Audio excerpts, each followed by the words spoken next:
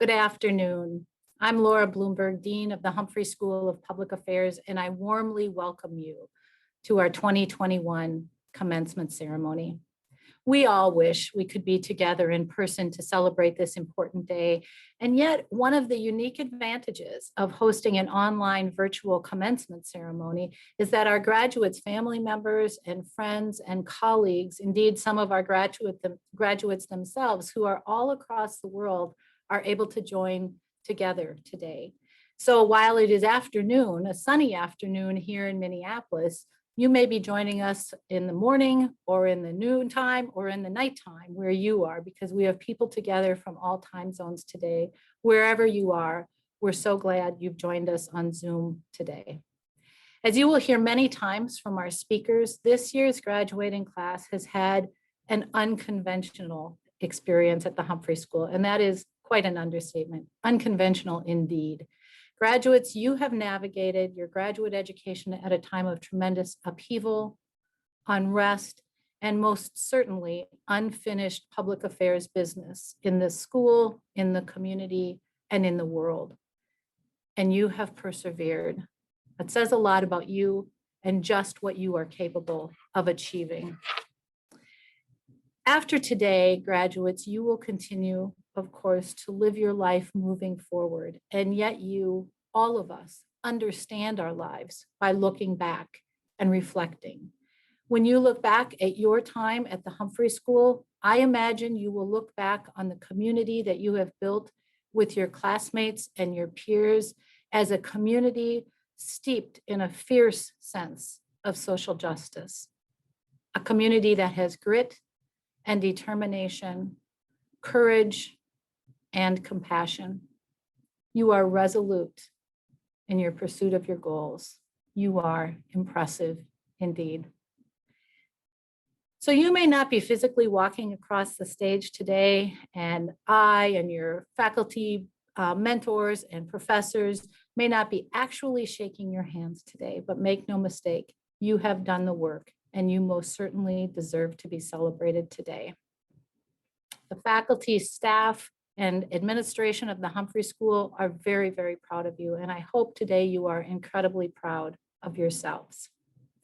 Let me take just a moment to share a few housekeeping notes with you before I take the opportunity to introduce to you our commencement keynote speaker. I'm really excited for you to hear from her. First, though, our ceremony today is being live captioned for accessibility purposes. This is old news to all of the students on this call, but for those of you who may be new to Zoom, you will see a CC appear on the toolbar at the bottom of your Zoom screen. If you click on that, you can activate the live captioning for today's ceremony. Also, throughout the ceremony today, I encourage you to share your words of support and messages of celebration in the chat feature, which you can also enable by finding it on the toolbar at the bottom of your Zoom screen. We also have a digital program for today's ceremony, and you can find a link to that in the chat feature. When you open it up, it will appear on the right hand side of your screen. Also, today, unlike in past years, we are celebrating our students by elevating more of their voices. So instead of having one student speaker who was elected by the students, we have elected one speaker for each of the degree programs represented today, and they have important messages. I'm glad you're going to have a chance to hear from them. And now it is my honor to introduce to you our commencement keynote speaker, Ms. Keesha Gaskins-Nathan. Ms. Gaskins-Nathan is a director of the United States Democratic Practice Program at the Rockefeller Brothers Fund, where she is dedicated to advancing measures that improve democratic systems and build democratic culture in the United States. Prior to joining the Rockefeller Brothers Fund, Keesha was a senior counsel with the Brennan Center for Justice. She has served as executive director of the League of Women Voters of Minnesota and the executive director of the Minnesota Women's Political Caucus. Keesha doesn't live here in Minnesota now. She actually was born in Boston, raised in Minnesota, and now lives in New York City. Ms. Gaskin Nathan served while she was here in Minnesota as a judicial court judge or a judicial clerk for Hennepin. Okay, let me try that again. She was a judicial clerk for the Honorable Alan Page and the Honorable Joan Erickson in the Minnesota Supreme Court. She holds a BS in Criminal Justice and Political Science from St. Cloud State University, which is also my alma mater, and she received her JD from Northeastern University School of Law. Keesha is a 2008 Feminist Leadership Fellow here at the Humphrey School in the Center on Women, Gender, and Public Policy. On a personal note, this year I serve as the NASPA president, the president of the National Association of Schools of Public Policy and Public Affairs. And one of the responsibilities of the president each year is to select the keynote speaker for our annual conference.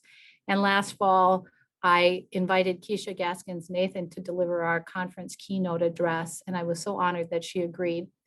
And as soon as I heard what she had to say, I knew that she was who I would like to invite to be the keynote speaker for today's commencement ceremonies. And again, I'm so honored that she said yes.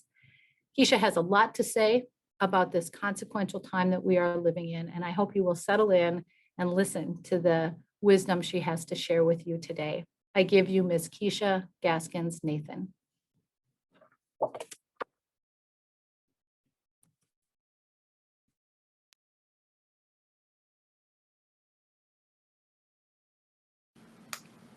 Good afternoon, and thank you to Dean Bloomberg, Humphrey's faculty, staff, and students. Thank you to Kim Powell and all the university regents.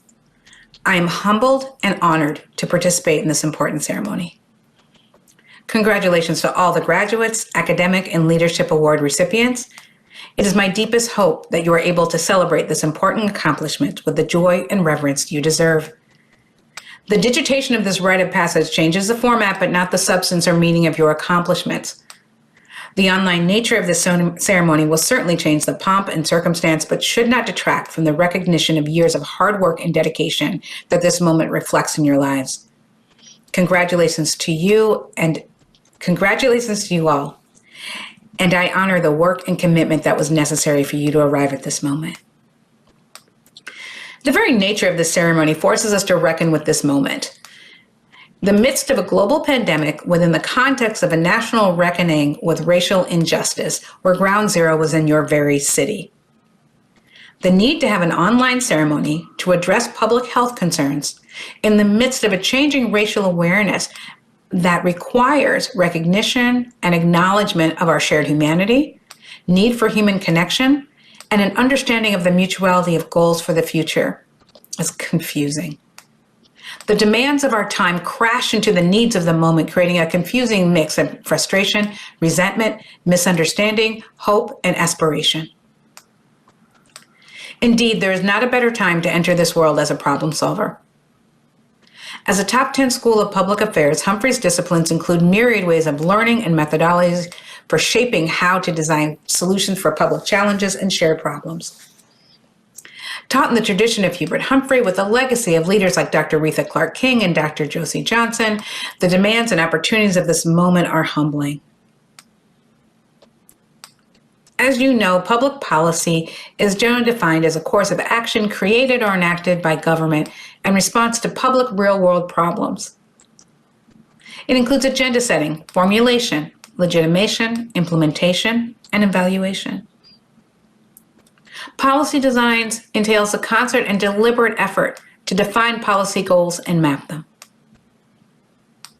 Public affairs and public policy are ultimately the shared set of disciplines and practices that shape rules, laws, regulations, and parameters to implement solutions, to solve problems, and to meet shared challenges that include tools within our criminal justice, taxation, housing, legal, food, education, and all other public systems. And there are a lot of problems to solve. The digital nature of this ceremony makes it very difficult to make jokes or clever offhand remarks. So for that, I apologize. It creates a very serious tone that reflects we're in a serious time and that this is a serious matter. Concentrated power in political and economic elites, the inability to advance policies that has a potential to improve the lives of most Americans, the unbalanced relationship between our economy and our democracy create the conditions that give rise to some of the most important developments that impact most Americans. The COVID-19 pandemic has resulted in the death of over 500,000 Americans, with millions more infected with the disease. The need to close down the economy to force quarantine conditions to reduce the spread of the virus resulted in deep impacts on individuals, families, and government systems that were not equitably felt across the world. Millions of Americans have become unemployed. State and local governments have lost millions in revenue, and millions are at risk of eviction and foreclosure. The government response has resulted in a lack of confidence on the part of many Americans, most acutely identified by the fact that America is 4% of the world population, but currently approximately 20% of the deaths from this terrible disease, with most of the deaths being felt in Black and Brown communities. And while this was unfolding, on May 25th, 2020, Minneapolis police officer arrested George Floyd, a 46-year-old Black man, after a convenience store employee called 911 and told the police that Mr. Floyd had bought cigarettes with a counterfeit $20 bill. 17 minutes after the first squad car arrived at the scene, Mr. Floyd was unconscious and pinned beneath the knee of a now convicted former Minneapolis police officer for more than 9 minutes. Murdered at the scene, his unfair and untimely death, filmed by brave bystanders, uploaded to social media, sparked the largest international response to the manifestation of structural racism in the United States in history. And ground zero was Minneapolis. And I cannot imagine how frustrating and frightening and terrifying it must have been to be here in that time. Minnesota is my home. I'm a product of the Minnesota public school system, the state university system, a feminist leadership fellow from this very institution, and my first job after law school is to have the honor of clerking with the state's highest court. My family and friends are so much a part of the community fabric and political leadership here. I will always feel connected. Minnesota is where I grew up, developed my political voice, came out, and came into myself. Yet, in a state with some of the highest civic rankings in the country, it also holds some of the greatest disparities by race in educational outcomes, health, housing, income, and wealth, with most of the impacts being felt by Black and Native Minnesotans who are consistently targeted by public practices that result in the worst outcomes. Minnesota is a place with a great state fair and horrific dichotomies and disparities. I watched my hometown burn from 1,000 miles away. I worried about friends and relatives. I listened to national narratives while reading the truth on social media about how communities and neighborhoods banded together to protect themselves from outsiders bent on creating chaos and capitalizing on destruction. I watched while the justified frustration of Black Minnesotans and their allies poured onto the streets in protest of police violence and racial inequity, while the public narrative twisted the story into one of violent, unfocused hatred. As the dust settled and the world turned to the opportunities to capture the energy of the moment and move elections, agendas, policies, and ideas, my thoughts moved to how my hometown would rebuild. What businesses would have insurance? Which national chains would pull out and not return? What would happen to the people in the neighborhoods who now did not have easy access to groceries, pharmacies, and basic goods and services? What about the communities that were consistently targeted by policies that undermine educational, economic, and social success? What would happen to them now? Would local government show leadership? What role would civil society take on? How would philanthropy respond? And now, Humphrey School of Public Affairs, class of 2021, it is time for you to answer these questions, not as a matter of theory, but as a matter of practice. As you shift your focus from academic to public space, it is time for you to design the solutions for the future. I ask you to remember 4 things as you move forward. First, stay upset. Second, remember communities are not vulnerable. Third, written rules must be rewritten and unspoken rules must be spoken. And finally, you must begin with the end in mind to change the future. The capacity and power rests with you and the communities you seek to walk with to support and achieve a future for Minneapolis, Minnesota, the country, and the world that rejects the standards and frameworks of white normativity, patriarchy, and systemic racism. The ability to shift the material value that rests with whiteness and move it towards a value that rests with shared prosperity is within your control. The ability to hold the idea that each of us holds value by our existence rather than our accomplishment matters. To recognize that lived experience informs the knowledge to solve the problems for the future. Relying upon rigidity, certification, and pedigree are limiting and embody normative values that do not honor and respect the differences of all or consider the legitimacy of all experience. It is from a place of openness and humility that we will learn and grow. It is the ability to embrace experience, leadership, and creativity that exists beyond traditional ideas of expertise and certification that will define our collective ability to create a future where we all can exist beyond the racial and economic inequality that marks the development of our country to date. As you seek to take on leadership in the space of public affairs and public policy, think about the idea of leadership captured by Cornel West. Quote, "If your success is defined as being well adjusted to injustice and well adapted to indifference, then we don't want successful leaders. We want great leaders. Leaders who love the people enough and respect the people enough to be unsought, unbound, unafraid, and unintimidated to tell the truth." Tell the truth. Stay upset. It's okay to be upset. It's appropriate to be animated by injustice. Indifference to pain of others and even to ourselves is what got us here. So I ask you to get upset, stay upset, and change the future. Second, can we leave behind the idea of community vulnerability? Communities are intelligent collectives. Communities know what they need, and if made a part of solutions, will define a new future. When we define entire communities, ethnicities, or races as vulnerable, it is infantilizing and wrong. Vulnerable people need to be protected and are never part of the solutions. When we think of vulnerable people, we work on behalf of them. But what would it mean to work with communities that are targeted? Communities that are targeted for over-policing, underfunding, undereducation, underinvestment, then those outcomes are predictable. More important, however, the solutions and process for arriving at policy goals are fundamentally different if a community is considered targeted rather than vulnerable.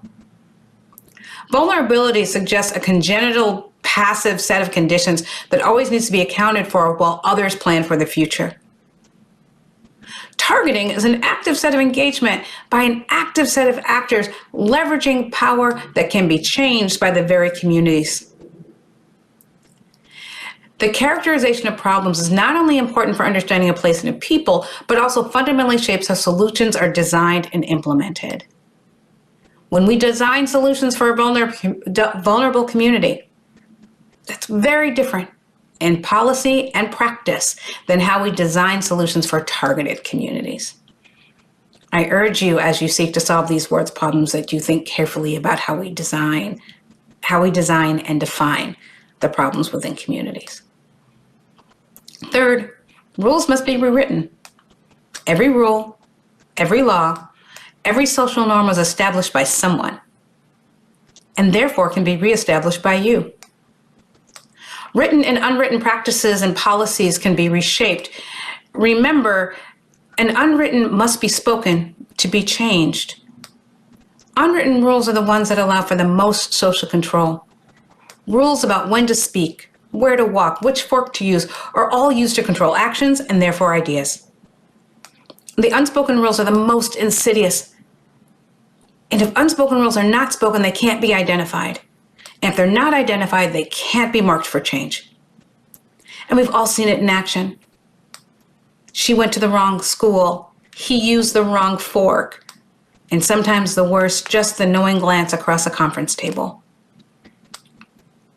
If we want to challenge unstated normative values based in whiteness, maleness, and capitalistic values, we have to state the unwritten rules. Not speaking controls so much. When we think about it, does not talking about money benefit anyone except those who already have money? Does not sharing our salaries at work benefit anyone except the employer? Keeping all this information close hoards information. An asymmetry of information always results in inequity. And if information sharing is based on relationship and proximity, segregated spaces create information and resource asymmetry, which are at the core of immoral and inequitable systems. Changing the rules includes the unwritten and unspoken, in addition to written policies and laws. We must begin with the end in mind to change the future. It's not enough to know what we don't want. It's not enough to say we're beyond a moment. If we ask a loved one what they want for breakfast and they say not eggs, it doesn't help us define what to prepare. And it's even less helpful for them to say, I don't know what I want for breakfast, but I know we're post-dinner. We must know we're going to define the future. Understanding that we're moving towards a care economy is more important than being post-neoliberal.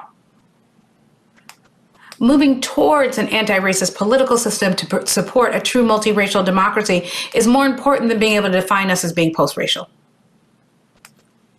If we do not know what we want to shape a future, we cannot remove the vestiges of patriarchy and white supremacy. We will recalcify in all our futures if we're not clear about what we're trying to recreate. Equality of ideas, thoughts, and character are only principles if they're not actual policies and practices that disincentivize and make illegal practices based on race, gender, disabilities, sexual orientation, and other immutable characteristics, particularly if discrimination is unspoken but manifest in reality. Having an end in mind means focusing on outcomes, not intention. It means looking at realities, not principles. For example, it means that as we move forward, you must not just consider whether integrated schools generally produce better outcomes for students of color, but in fact, we have to consider how revenue raised for a school system or even an individual school implicates opportunities for all students. How teachers' expectations in the classroom implicate how students define their own opportunity.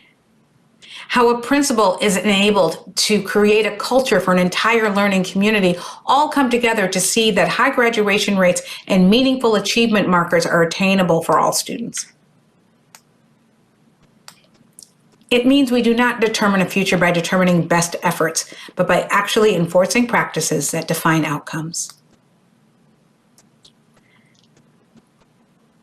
I do not envy you the work ahead of you, class of 2021. However, I will stand with you to do it. I look forward to a future where the agitated and the agitators rewrite the rules and give voice to unstated practices that create exclusion and limitation.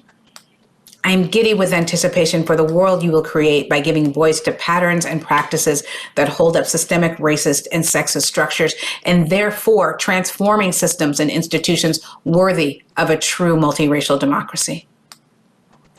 I look forward to your role in not just diversifying racist institutions, but transforming and creating truly anti-racist institutions. To know that the world you seek to create is one of equity and value and shared prosperity, and not just merely an individual identity. This work cannot wait. Congratulations in achieving your goals and graduating and obtaining certification from this important institution. And I congratulate you now for the future you will co-design, co-create, and share with the communities and people with whom you envision a sustainable and equitable future. Thank you.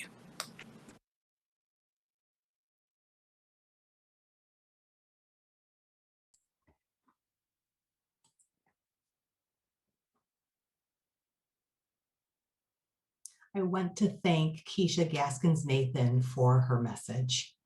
And I also want to greet all of you this afternoon for the rest of our commencement ceremony. I'm Catherine Squires. I'm the Associate Dean for the Humphrey School, and this is my first commencement with the Humphrey School as Associate Dean. It's an honor to be here to celebrate the class of 2021. It is also a privilege to present this year's Humphrey School Award recipients. Each year we recognize Humphrey students for their academic excellence, and this year is no exception. Given the format of our virtual commencement, I will only be announcing honorees for the programs included in this commencement ceremony right now. But to see the full list of awards and recipients, please look to your program. We will also post all of the winners online. Our first award is the American Institute of Certified Planners Award, which recognizes an outstanding planning student. This year's recipient is Erica Shepard. In honoring Erica, the selection committee noted, quote, Erica Shepard exhibits all the qualities of an exceptional planning student. Her outstanding performance in the classroom during her time in the Humphrey School was matched by her engagement in the world of planning practice via internships and other professional activities. Congrats, Erica. Our next award goes to a first-year Master of Urban and Regional Planning student. In selecting Timothy Shibesta for this year's Richard S. Bolin Urban and Regional Planning Fellowship, the committee wrote, quote, after a career in the military, Timothy brought patience, drive, and commitment to his studies in the MURP program during his first year. The faculty expect great things from Tim as he moves into his second year. Congratulations. The next award is the Edward A. Burdick Legislative Award, which honors a student for exemplifying bipartisanship in public policy. The award was established in memory of former Minnesota Representative Burdick. This year's honoree is Aaron S. Williamson. Aaron works as a court administrator with Hennepin County and is a leader of court administration professionals across the state. Since 2016, Aaron has served as the president of the Minnesota Association for Court Management. The selection committee noted that Aaron is savvy about political partisanship and deftly navigates his role working with court administrators and judges in ostensibly apolitical roles that are actually politically driven appointments. He has cultivated relationships across political lines to nudge incremental but significant changes in court procedures across the state. His leadership project was about moving beyond warrant forgiveness to work one-on-one with individual judges and court administrators across the state to acknowledge the race and class equity impacts of their warrant procedures, and then use their discretion to shift those practices and prioritization rules to reduce inequities. Congratulations, Aaron. Our next award is in honor of Gary M. DeCramer, who directed the Master of Public Affairs program from 2002 to 2012 and co-founded the MPA cohort program. Gary served for 10 years as a state senator representing southwestern Minnesota and as a presidential appointee to the U.S. Department of Agriculture during the Clinton administration, advancing rural development across Minnesota. This year's recipient of the DeCramer Public Leadership Award has distinguished himself in so many ways that mattered to Gary. The honoree is a social justice leader who is challenging institutional norms of whiteness, causing them to reevaluate the way they interact with and support communities of color. He courageously steps into spaces to highlight underrepresented voices. Like Gary, he is a gentle soul who listens respectfully, reflects deeply, and counsels wisely. He is humble, yet challenges his peers and superiors with important questions that cause them to rethink their perspective and to recognize their own biases and power. This year's winner of the Gary M. DeCramer Public Leadership Award is first year's Master of Public Affairs student, Eric Howard. Congratulations, Eric. Our next award is the Diversity Capstone Award, which goes to Master of Urban and Regional Planning students Douglas Benton, Addison Coley, Cody Flannery, Benny Manabog, and Sarah Paulus for their capstone project, Health Equity in the Ramsey County Transportation System. In the wake of BIPOC people dying by the hands of police during routine traffic stops in the name of safety, these students felt it was imperative to include racial bias in policing in their report. They argued that you cannot have a report about health equity in transportation that leaves out one of the largest physical and mental health issues BIPOC people face while traveling. The students worked through the semester to get buy-in from their client. They used compelling research, sound writing, and high-quality communication to convince their client that they should include policing in their report. The client went from telling the students to take any mention of policing out of the report to asking the students to include specific recommendations on how public works could influence traffic, safety, and policing in the report. Their report will serve as a guide going forward, helping Ramsey County Public Works center health equity for all future projects.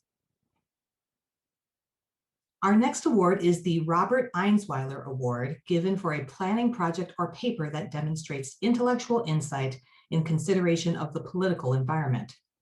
This year's recipient is Robbie Seltzer for his paper, Area of Concentrated Attack, the Visual Rhetoric of Planning for the Minneapolis Ghetto.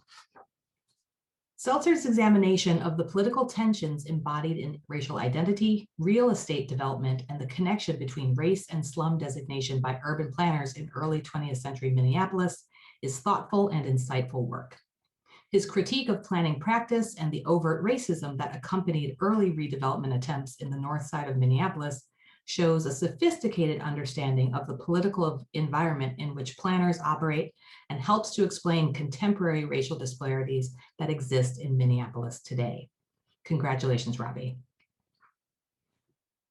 The Gross Family Leadership Award for Best Group Paper goes to 2021 Master of Public Policy graduate David Gottfried, 2021 Master of Human Rights graduate Bailey Sutter, and first-year Master of Public Policy student, as well as incoming Public Affairs Student Association President, Kate Ingersoll.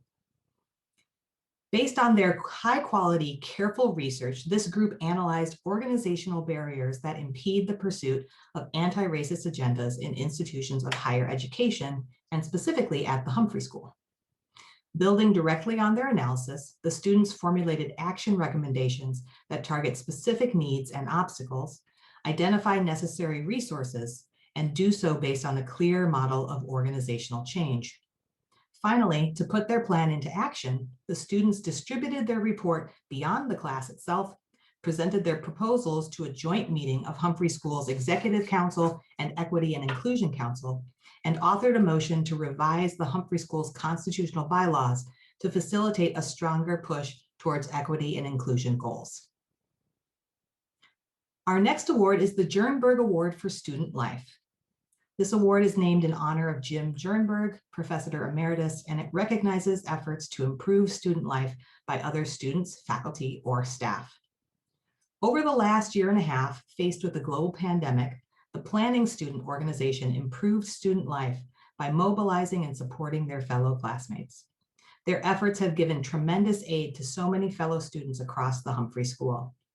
While we are honoring the student organization as a whole with this award, we would also like to name the members of the board who led these efforts: Matthew Gabb, Claire Riley, Meredith Benesch, Anna Crouch, Addison Coley, Colette Baumgardner, Sophie Blumenstock, Emily Anderson, and Dakota Crowell. Thank you all for this important work. Next, we have the Luckermann Award, given for exceptional service by a planning student in memory of Barbara Luckermann, Senior Fellow Emerita. In selecting this year's recipient, the committee wrote, quote, "In a crowded field of deserving students who provided great service and leadership in the MURP program during the pandemic, Anna Crouch stood out for her work to support graduate students facing food insecurity and lack of technology access, as well as her exemplary work as a teaching assistant." Congratulations, Anna, and we look forward to hearing from you later in the ceremony as the MURP student speaker. The next award is the Master of Public Affairs Research Award. This is given for outstanding performance in research methods and analysis. Recipient Ashley Zook demonstrated in-depth understanding of methods and thoughtful interpretation of data in both her qualitative and quantitative research projects this year. She chose to work on environmental topics for both projects and deftly incorporated some of the most advanced techniques taught for both projects. Congratulations, Ashley. The Master of Public Affairs Leadership Paper Award is awarded to the Best Individual Adaptive Leadership Project Paper, and this year's winner is Corey Dawson. Corey put together a framework to advance diversity, equity, and inclusion through difficult conversations, starting with self-reflection, leaning on education, and culminating in practical application. He was analytical in assessing the environment and deeply reflective about his own position and voice in advancing culture change around DEI. Corey fully embraced many of the leadership course concepts into his work. He was brave in building new networks of allies as he stepped outside of his comfort zone to take on institutionalized racism. Corey's growth as a leader included adoption of self-care practices that are critical for leadership success. His writing is honest and strong, and his actions have been wise. Congratulations, Corey. Next, we have the STEP Impact Award, which seeks to recognize contributions with significant impact to the STEP program, the community, or public policy. This year's co-recipients are Jamie Stallman and Lauren Fisher. Jamie and Lauren are the co-presidents of the Energy and Environmental Policy Club, or as they've been known to their classmates, the STEP parents. During this difficult year of remote learning, Jamie and Lauren have found new ways to build community in STEP, and they've organized networking opportunities, leading by example to bring in speakers, skill development workshops, hosting convenings, large and small, with leaders in the community. They've developed new ways to share leadership with their classmates. Because of these efforts, fellow students gained essential skills, and many were even set up to land internships. Our community grew closer, and STEP faculty and staff better understand what STEP students need to thrive in the program. The STEP Capstone Award goes to 2021 MS STEP graduate Dylan Tabor-Cubbins and MURP graduates Caroline Ketchum, Erica Shepard, and Jed Hansen for their capstone project report, Fair, Free Future. In their capstone project, the group outlines a series of recommendations to Metro Transit to reach a more equitable fare system. They worked through piles of data and background materials, conducted interviews with stakeholders and experts to arrive at their recommendation to eliminate fares. Through this detailed analysis, the team found that eliminating fares would provide a simpler rider experience, create revenue stability and growth, and improve mobility for all-purpose riders. The COVID-19 pandemic has dramatically altered how members of the Twin Cities utilized local public transportation systems. This capstone project offers a clear, research-backed roadmap for a fare, free future. Congratulations. And our final two awards for this ceremony are the Instructional Awards. These awards are also peer selected and are given on instructional excellence in the classroom. And in an incredible sweep, both of our Instructor of the Year awards and the Core Course Instructor of the Year award goes to faculty member, economist, and the person that we can count on to make statistics an edge of your seat, exciting and fun course, Angie Fertig. Congrats, Angie, on this incredible honor. And thanks for all you do for our students who go through the stats program. And congratulations again to all of our end of year award honorees and to the class of 2021. I will now pass the virtual mic to affiliated faculty member and co-chair of the Master of Development Practice Program, Karen Brown, to present the 2021 MDP graduates.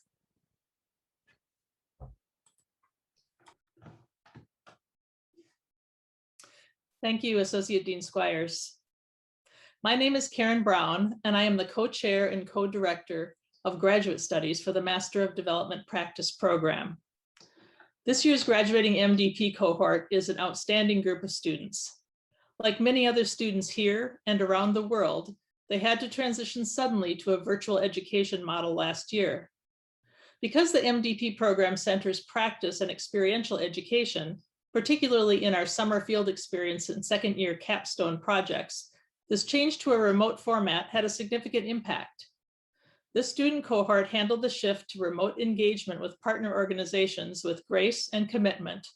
And through their team projects, They created work that really benefited their global partner communities. A few examples give a sense of the scope and impact of their work and why they inspire us. In partnership with Rainforest Alliance in Guatemala, they supported forest conservation through development of a business-to-consumer website. Working with Global Mamas in Ghana, they supported the creation of an evaluation system and strategy for women entrepreneurs. Together with University of Mizoram, they explained community and household resiliency in the face of climate change. Working with Rural Tourism Development Network in Morocco, they created a collaborative community engagement model for rural tourism. And with Organic Health Response in Kenya, they developed community radio content and programming, supporting public health in the face of COVID.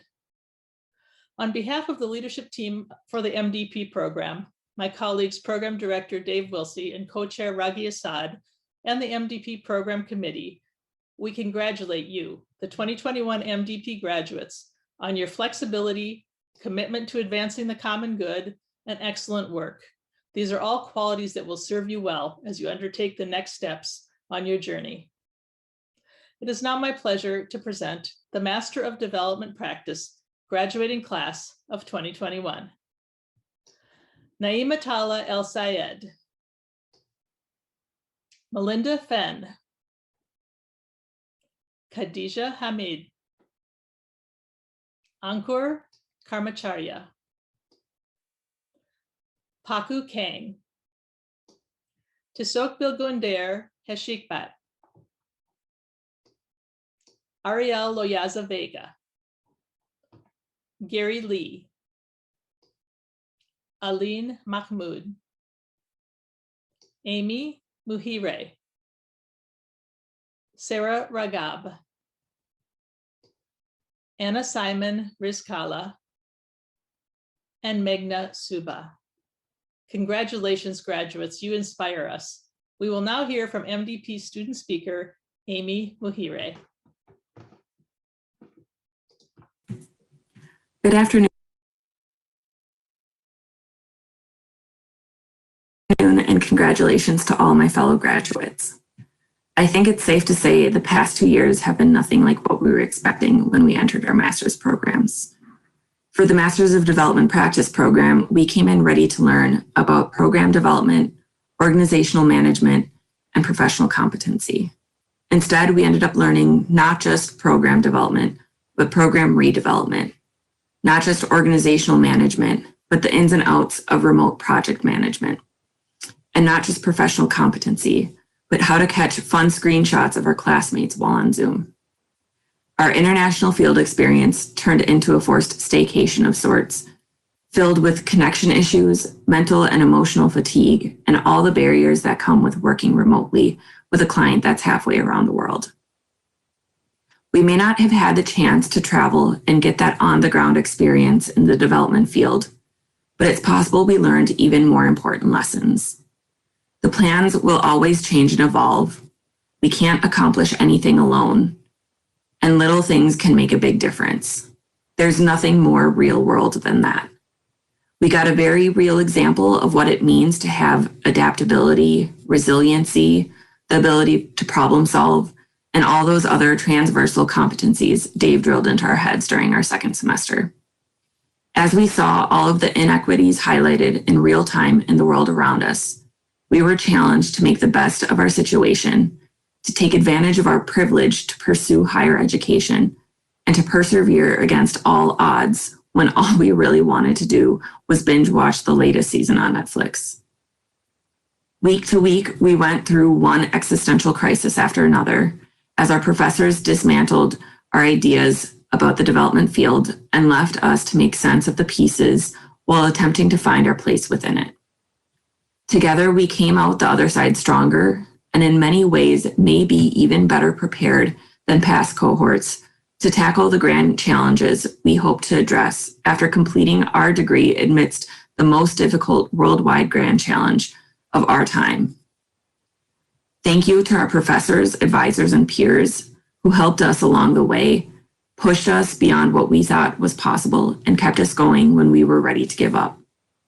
And to our partners, parents, family, friends, and pets who went through this experience with us, Thank you for putting up with us when our stress levels caused us to snap, when we called you in tears, and when we had no time left for the dishes or laundry. And thank you for still responding to us with love, understanding, and encouragement. To my classmates, it has truly been an honor to not just learn alongside of you, but to learn from you and the experiences, skills, and wisdom you brought with you to the program. You have taught me what it means to be a thoughtful, responsible practitioner and world citizen. It's been incredible to see how we have all grown as professionals and people, how we have supported and encouraged each other when one of us faltered, and how we cheered on one another through our successes. I know you will all take what we've learned here at Humphrey and apply it to what you're passionate about to make a difference in the world, and I can't wait to see what we accomplish. Thank you.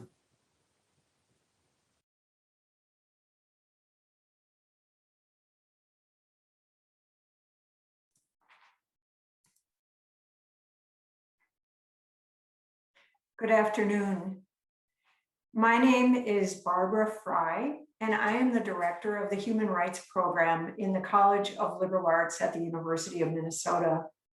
It has been my honor to work with the Masters of Human Rights students throughout their graduate studies. And I would like to address these graduating students directly with my remarks today. My dear MHRs, you have earned this degree through the most difficult of times, characterized by the impacts of dual pandemics that upended our lives in the time that coincided with your graduate studies.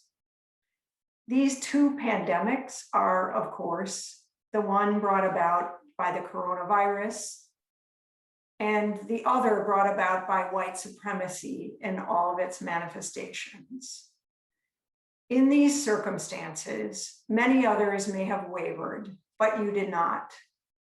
You stood firm in your principles. You served as personal examples of the kind of leadership that we are desperate for in this complicated historical moment.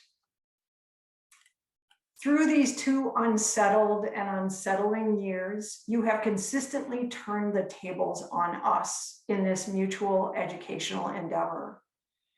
You demonstrated to us, the human rights faculty, new methods for deconstructing and analyzing our own social contexts.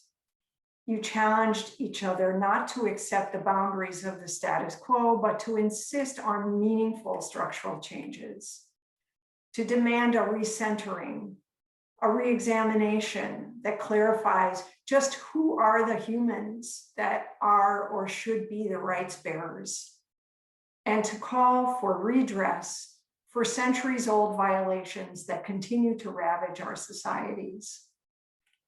In these 2 years, I have witnessed your advocacy in response to violations against the immigrants and refugees among us, your work with all BIPOC communities, your solidarity with human rights defenders in every corner of the globe, your scholarship to support victims of enforced disappearance in Mexico, your commitment to stand against discrimination based on disability and with victims of police abuse in our own streets, and with victims of gender-based violence.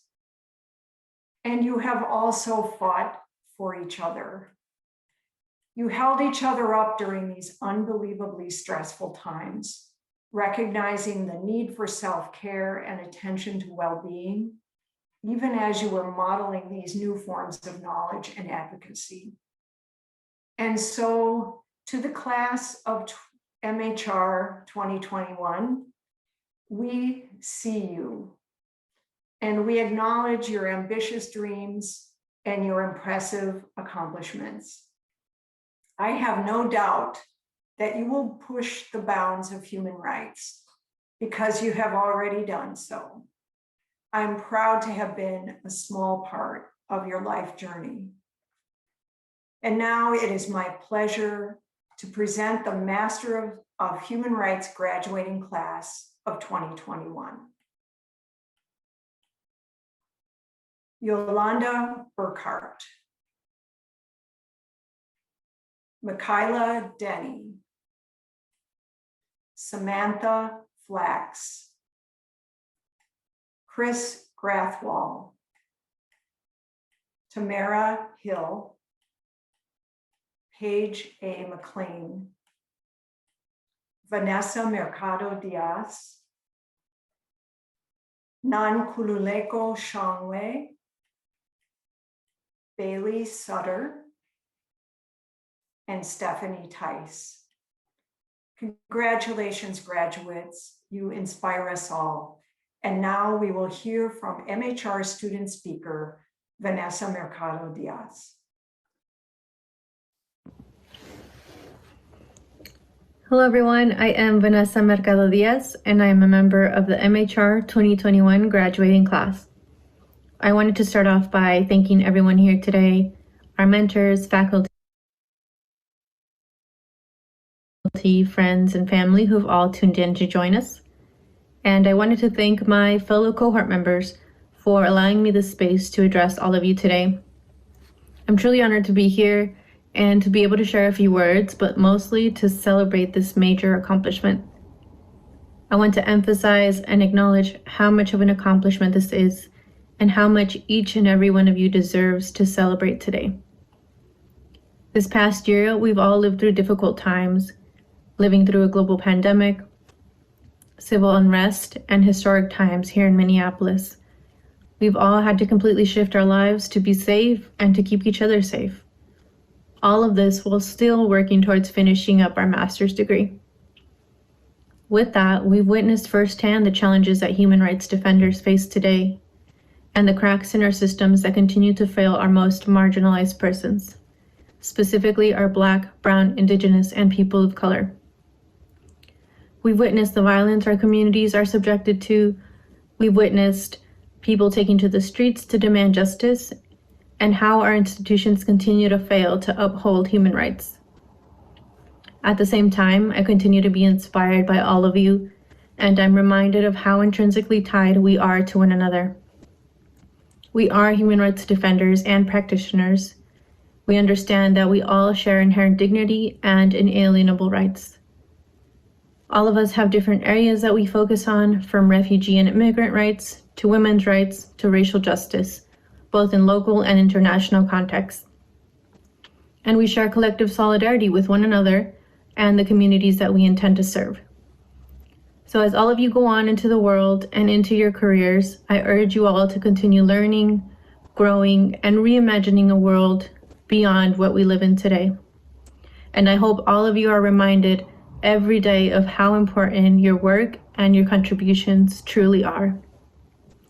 So I'll leave you with a few words that I carry with me and that I think about when I think about human rights defenders. Rigoberta Menchú is an Indigenous Guatemalan human rights defender, and she says, "My commitment to our struggle recognizes neither boundaries nor limits. Only those of us who carry our cause in our hearts are willing to run the risks." So with that, to my fellow MHR 2021 graduating class, keep fighting the good fight. And once again, congratulations to all of you. Thank you.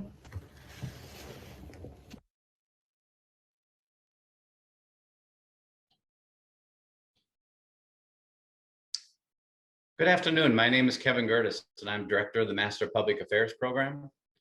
To this year's MPA graduates, as mid-career students, you have attained more than just an MPA degree. You've become more aware of who you are as a person and as a leader, and you're better prepared to engage in today's adaptive problems. It's exciting to see how you've uncovered newfound capacity within yourself for public affairs leadership. We're counting on you to continue making a difference for others and in your own daily life in new ways.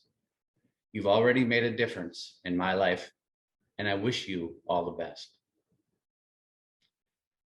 It is my pleasure to present the Master of Public Affairs graduating class of 2021. Cassandra Adler, Kathy Ehlers, Anthony Bass, Maya Janelle Beecham. Ander Fredine Bolduck. Gunnar Carlson. Sean Carroll.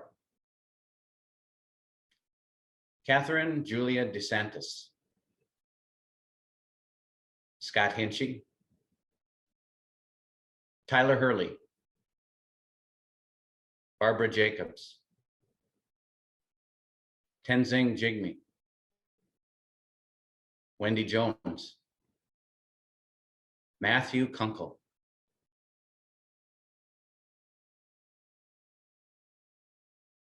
Marco Antonio Lanz.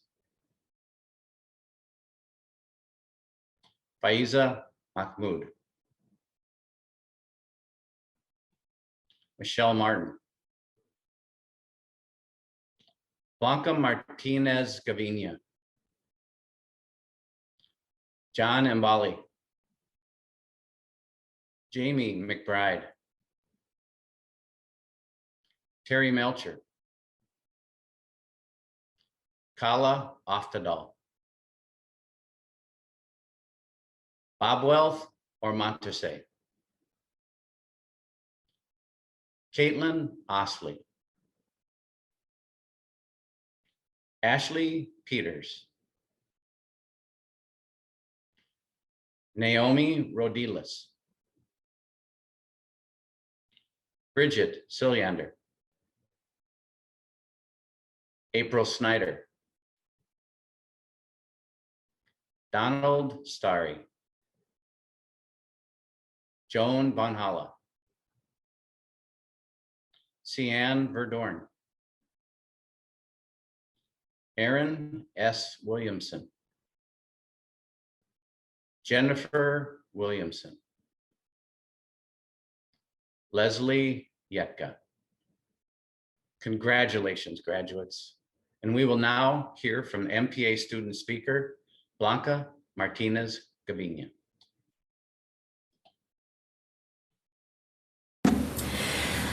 Congratulations to all on this joyous day of the 2021 Humphrey School of Public Affairs commencement. What an amazing milestone. From my inspiring colleagues to all the wonderful professors and staff, thank you for all your hard work and for your wisdom. It is truly an honor and privilege to be addressing you today. Though we are all here virtually at the outset, I want to take the moment to acknowledge our native nations, because regardless of where we are, if we are in the Americas, we are on native land. This is also a reminder of the deep roots of our policies that are alive today, the way our stories are interconnected with the past, and how we can strive to balance our social responsibility with our commitment to rectify our past. Coming out of 2020, COVID-19 brought us to our attention the many existing wounds to our nation. It ripped off the Band-Aid for us to see the ongoing struggles that communities have had for generations. For too many, it was the first glance at the other side of the USA. For others, it's been the reality for decades or centuries. Yes, 2020 brought us grief, but also 2020 brought us deep moments of faith and self-resolve. The voices of movements like Black Lives Matter left us to search for our collective consciousness, to understand our role, our voice, and what it means to be a community member, a friend, a human being. Now, I know that it is hard and exhausting to feel the weight of this very past on our shoulders. It is okay to not be okay, to feel our steps heavy with responsibility, with doubt, and to feel the defeat of intergenerational failures to our society and to our natural world. But I also want to remind everyone here that we have come a long way and that we continue to thrive in the face of these challenges. Today, we have amazing people graduating, from planners to policy and human rights leaders to my very own program of public affairs. These mid-career professionals whose commitment to the well-being of our communities continues to inspire me today. All of you have amassed critical skills, but most importantly, You have the passion to transform problems to opportunities, doubts to visions, lessons to learn policy in action. All of us are part of the amazing legacy of the Humphrey School, dedicated to advance the common good, not only in a diverse world, but in a world that is meant for everyone. And that is why we are here. We are here to advance this very common good and create a world where we can all thrive, live life to the fullest, and see generations inherit a democracy that more than a perfect union, it is a just and equitable union for all. También les quiero dar las gracias a mis padres, porque por ellos soy quien soy. Thank you for my parents, for they are the reason I am who I am today. Thank you, everyone.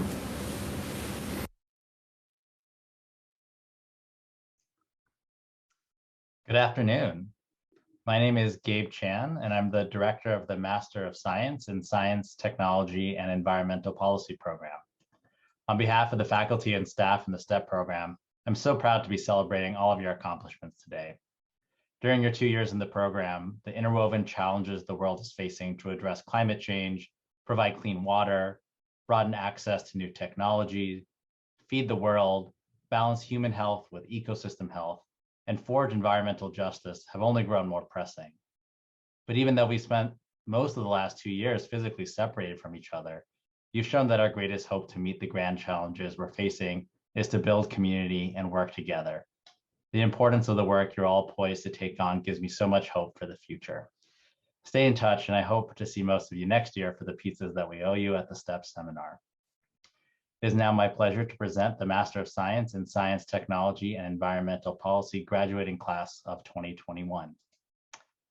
Erica Blevins, Michaela Carlson, Dylan Tabor Cummins, Lauren Fisher, Rachel Haber, Lindsay Kraus, Katrina Marie Matson Little, Jacob Reiner, Jameson Stallman, Nathan Vicaris.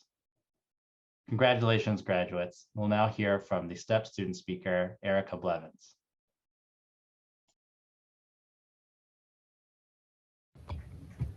Good afternoon, everyone. My name is Erica Blevins, and today I want to start out my remarks by offering my congratulations to all of my fellow graduates.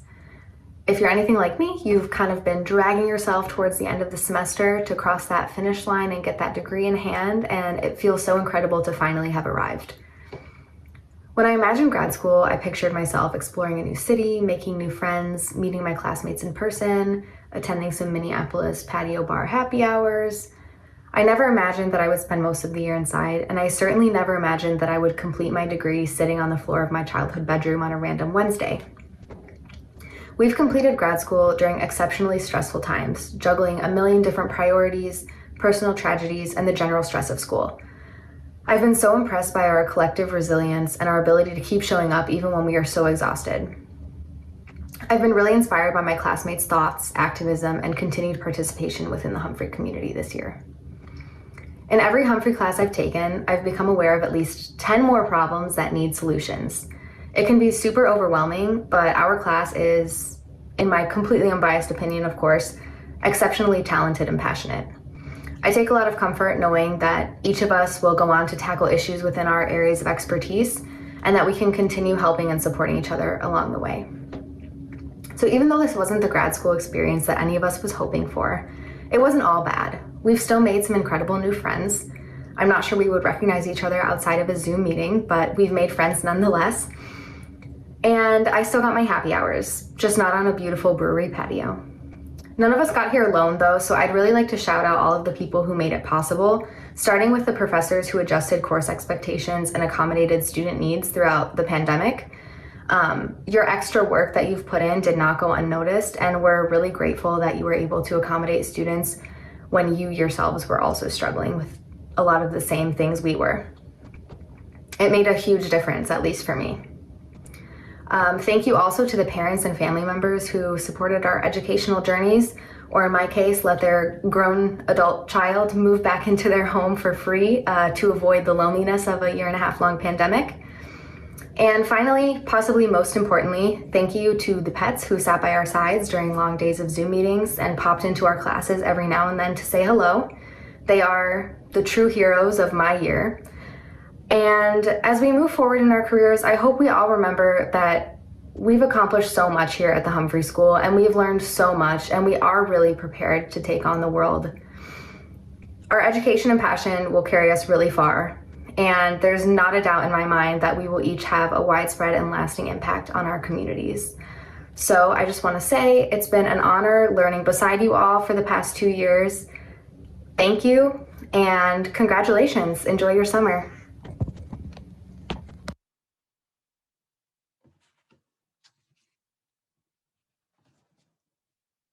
Good afternoon, everyone. My name is Ryan Allen, and I'm the Director of the Urban and Regional Planning Program at the Humphrey School. I would like to offer some brief remarks on behalf of our program and my faculty colleagues to our graduates today. I want to start by acknowledging that 1 year ago, we also held a virtual commencement, and at that time, I was convinced I would be back in person this year. This is evidence that I belong on the faculty of the Urban and Planning Program and not the School of Public Health. As difficult as this past year has been, I feel compelled to remind all of us of what we have learned about ourselves. Rising to the challenge sounds, of course, cliche, but from my perspective, that is clearly what each of you did. When I look at you, you graduates, I see creativity, resilience, persistence, and optimism that is equally inspiring to me, and I'm sure to your families and friends that have gathered here to celebrate your accomplishments. Those are the qualities you will need as practitioners, because if you thought earning an A in Intro to Planning was hard, wait until you see what is waiting for you around the corner. The challenge you have is immense. The challenge is to reimagine our cities. What is the environment we want? What kind of transportation systems? How do we build housing that is affordable and nurture economic opportunity? How do we create public spaces that encourage connection and unite us? How do we provide a voice in designing all of these aspects of city life for people who have been marginalized? And how do we eliminate the massive inequalities in our cities that have been present for far too long? And so how will we create these cities that we imagine? Those cities that we all deserve? That's where you come in, because while you certainly won't do it alone, each of you will play a vital role in helping us get there.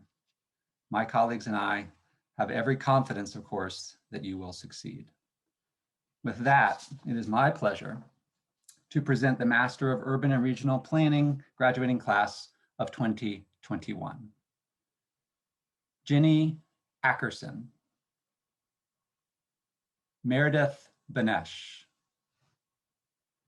Douglas Benton, Susan Bergman,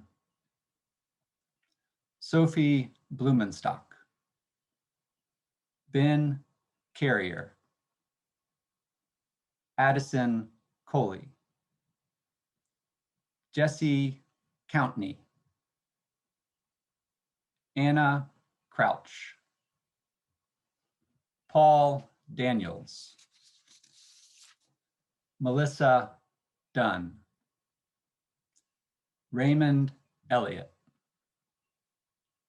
Katie Emery, Cody Flannery, Matthew Gabb, Jerica Gomez, Stefan Hankerson, Jed Hansen, Isaac Hayes Rainey, Chris Hong, Ian Jacobson, Stefan Jensen Estevez, Jamie Kennedy, Caroline Ketchum, Rob Kretz, Kyle Malone, Sarah Paulus, Bria Sky Rains, Ariana Reed, Claire Riley, Zoe Tsai, Robbie Seltzer, Erica Shepard, Catherine Stour, Natalie Straight,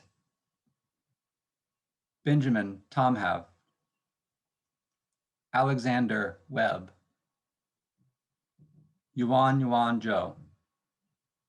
Congratulations, graduates. We will now hear from MURP student speaker, Anna Crouch. When I first got to Minneapolis to start my Master of Urban and Regional Planning at the Humphrey, I had to stay at an Airbnb the first week. My host asked me what I was doing in the cities, and when I told him about my degree, he said, "Oh, cool. I went to Humphrey a while back as an MPP. The MURPs were always way too cool for us, though." Well, I am happy to announce that the MURP brand continues to this day. We are indeed a very cool degree program. I personally felt it from the moment we spent solidly 45 minutes talking about where damp, wet, and moist fall on a scale our very first week of school. I saw it too when we advocated for students to have a safe place to hear about incidences of sexual harassment from Humphrey faculty. And I knew it when we offered our homes as places to stay and our company in solidarity during the uprisings last summer. We've really graduated in a phenomenally difficult time with the emergence of the COVID-19 pandemic and the beginning of a reckoning with the pandemic of white supremacist violence. And yet, instead of shrinking in inaction, I've been surrounded and inspired by a cohort of people who have stepped up to take care of each other and our communities with whatever we've had available to us. We've approached our classes, each other, and even our many, many group projects with grace, kindness, and an eye towards the possibility of a more just world. Urban planning shouldn't be a very cool degree. As a practice based in the colonial mindset of land ownership and used to legitimize racist redistribution of wealth, urban planners have a lot to answer for. When we start our jobs, will have a lot of work ahead of us to undo the harms that planning has caused and re-envision how we reach that more just world. As anyone who has talked to me in the past month knows, I recently spoke to Dr. Sam Grant of Minnesota 350 about engagement. And he said something about the way we engage with people that has stuck with me and that I think applies to urban planning as a whole, too. He said, people who come to the Humphrey to become sophisticated with the tools of engagement without questioning the purpose they are using those tools for are dangerous, and we do not want to be engaged by them. Well, I say with confidence that this cohort has questioned and continues to question where the tools of urban planning come from, why we're using them, and what kind of world we hope to grow with them. I guess, in the end, what I'm really trying to say is that we do make urban planning cool, or at least a little cooler. I truly could not ask for better company to graduate with. Thank you.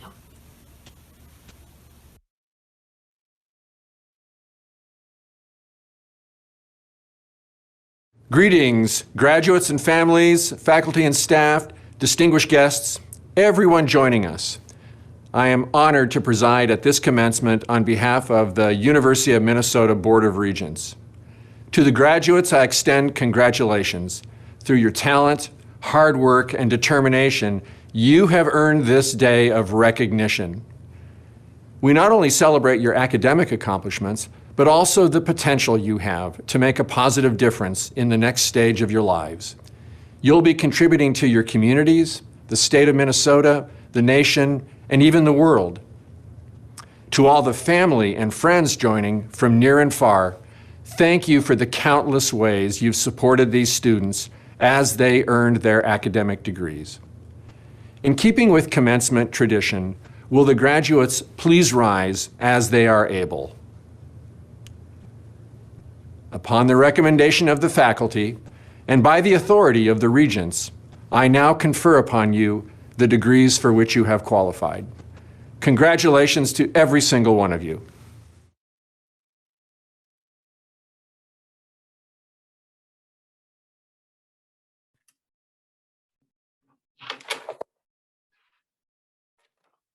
You have done it, graduates.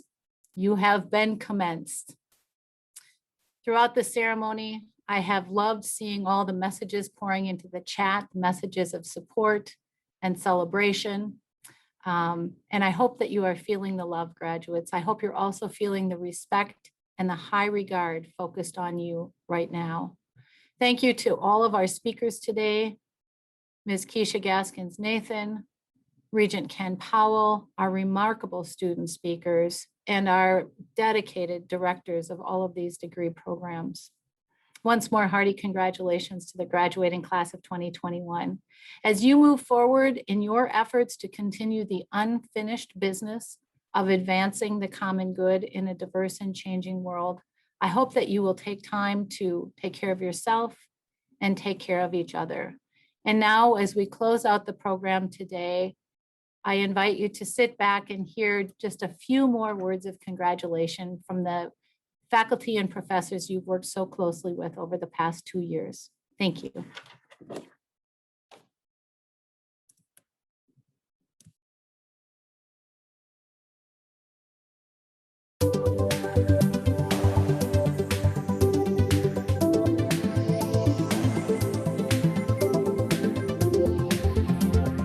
The 37 MPA graduates receiving their diplomas today represent the diversity of students who enroll into this program.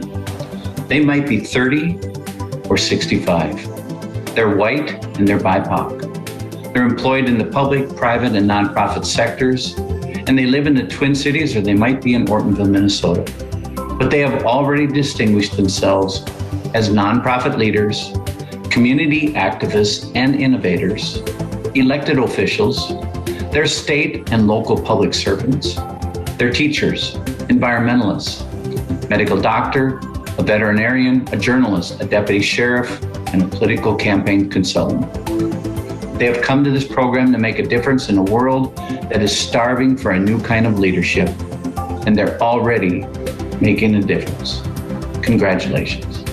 Hello, I'm Larry Jacobs, and I teach the core course on politics at the Humphrey School. I was so impressed with my fall class. We started as the protests around George Floyd were still going on, in which emotions and frustrations and anger and fear were very much in the air.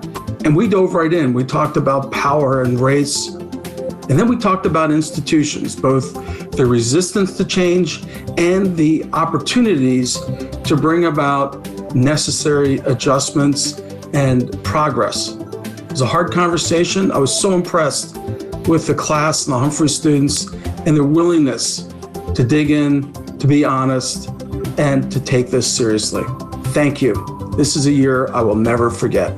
I'm Deborah Levison. This is a shout out to the 12 students who worked on professional papers in my seminar. Starting and finishing a big project like a master's paper is challenging under any circumstances, but this spring was the worst. And you all rocked. You supported each other, you made progress, and you're done or close to done. Thank you for your grace under pressure and for being yourselves. Congratulations, Humphrey grads. What a time to be getting a degree in public affairs. You've come through some of the most tumultuous years that we can remember, and you persevered, and you have this experience and this knowledge now that's going to set you up to be successful. Wish you the best, and have been so honored to have the chance to be part of your journey. Congratulations to the class of 2021. You know, you did it, you survived.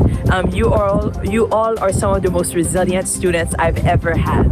And I want to give a shout out to my graduating advisees, Brenna, Isabel, Nicolette, and Morgan, congratulations. And I also want to give a special shout out to all of the students who took data viz.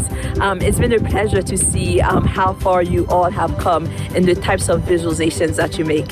So go forth, celebrate, eat some pie, but no pie charts. Congratulations, Humphrey graduates of 2021. It has been an honor to get to know you through classes and online events this year. Your commitment to accountability and social change within the physical and virtual spaces at the Humphrey School is inspiring. Your work in the local climate and energy class demonstrated your commitment to issues beyond the walls of the Humphrey School, such as helping the city of Minneapolis think about the next phase of climate action planning centered on equity. Congratulations again, class of 2021. Congratulations, class of 2021. Humphrey students, you are amazing. I am so thrilled that I got to spend some time with you over the last couple of years, and I wish you all the best. I want to give a shout out to my TAs from stats this year. Anna, Kania, Patrick, and Ryan, you guys are awesome. You were the best team. This was a hard year to be a TA. For stats, you had to do everything on Zoom, and you guys did it. You helped me be a good professor. You helped the students feel welcome to the Humphrey community, and you taught them how to do everything they needed to for the class. I just cannot thank you enough for how much work you did. And I want you to know that I will always remember this year and you all, and I wish you the best. Congratulations. Huge congratulations to the graduating class of 2021. I'm so proud of you. It's been an honor to get to know you over the last 2 years, and I have great faith that you will go on to do incredible things that make this world a better place. Please remember to take care of yourself and each other. I wish you all the best. Graduates, I could not be more proud of you all. You're exactly the kind of creative, passionate, innovative leaders that the human rights field needs. And you've impressed me in so many ways. You've stood up for racial and social justice. You've done incredible work in your classes and capstones and internships. And you've really been there for each other in this hard year. You've put your hearts into your time here, and I know you'll do the same throughout your career. It's been an honor to be a part of your journey. So good luck, my friends. I'd like to highlight a recent PhD graduate, Dr. Winston Merrick. He received a federal grant to study administrative burdens in public housing. In his dissertation, he applied approaches in behavioral science and human-centered design to help Minneapolis Public Housing Authority to reduce the number of tenants that got behind their rental payments. Dr. Merrick's work is only one of the many examples that our students not only study the problem, they also develop implementable solutions that have broader societal impacts. Congratulations, graduates of the Masters of Human Rights. We will miss you here in the Ivory Tower, but we need you out there. And we're excited for the important work that you will do. Congratulations on your graduation. You've earned your degree, and you've done so under very trying circumstances.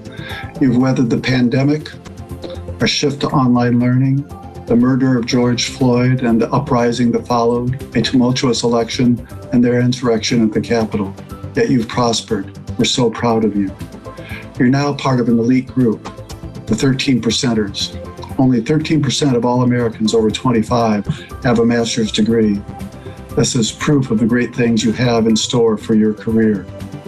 I've had the pleasure this spring of working with more than 30 of you in 9 of your capstones. You've worked on problems like climate change, brownfields redevelopment, rural immigration, and the challenges of wrestling with racism across the U.S. You've worked on food security, planning public facilities, and working to help farmers become more resilient. Again, the work you've done in these capstones is proof of the great careers that you're about to have. Thank you for choosing Humphrey for your graduate school. Thank you for the hard work you've done while you've been here, and thank you for all the great things you'll accomplish in your career. Godspeed. Transforming Development graduates, I look forward to seeing you, like dandelion seeds, disseminate the ideas and ways of being across the world. Congratulations. Congratulations, Humphrey graduates. I am so proud of you and happy for you.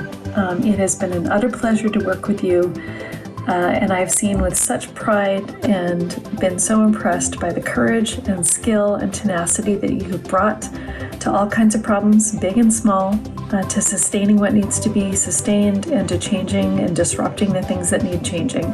Keep going, and congratulations.